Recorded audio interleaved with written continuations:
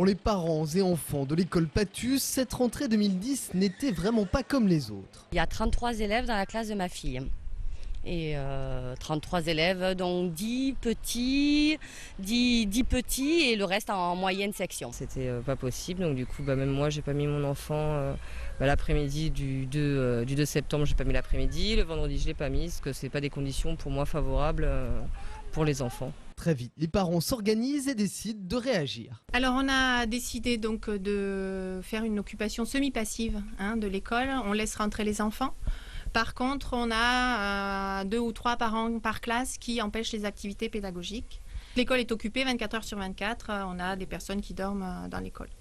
L'école tourne évidemment au ralenti. À travers ce bras de fer, les parents espèrent obtenir la réouverture d'une classe supprimée pour cette rentrée.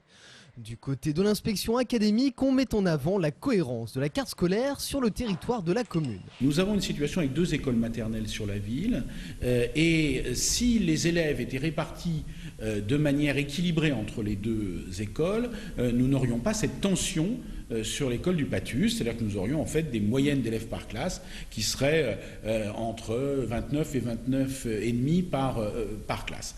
Et donc c'est bien la chose que nous avions demandé au service de la mairie avant l'été, de veiller à ce qu'il y ait un bon équilibre. Alors aujourd'hui, ça n'est pas le cas, mais ça signifie que nous avons aujourd'hui des places dans l'autre école maternelle. À l'hôtel de ville, on ne dément pas. Le maire, qui appartient pourtant à la majorité présidentielle, conteste la logique d'économie qui prévoit actuellement dans l'éducation nationale. Est-ce qu'on peut raisonner uniquement en moyenne? Moi je dis non, on a besoin de plus. En petite section, ils ont besoin d'un peu plus d'encadrement quand même que chez les grandes sections. Et on ne peut pas raisonner en moyenne dans ce cas-là. Il faut que chaque niveau ait ce dont il a besoin. Les parents de l'école Patus doivent se retrouver vendredi soir lors d'une assemblée générale qui décidera de la suite à donner